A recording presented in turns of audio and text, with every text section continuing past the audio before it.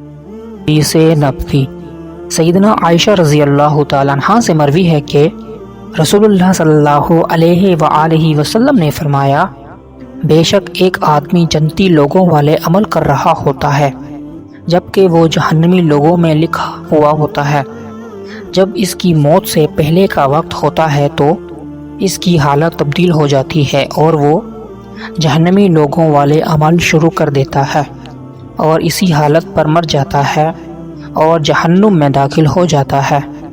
اور دوسری طرف ایک آدمی جہنمی لوگوں والے عمل کر رہا ہوتا ہے کہ وہ جنتی لوگوں میں لکھا ہوا ہوتا ہے۔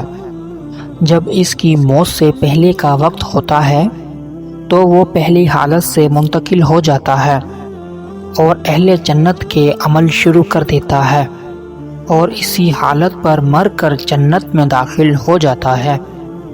مسند احمد حدیث نمبر 186۔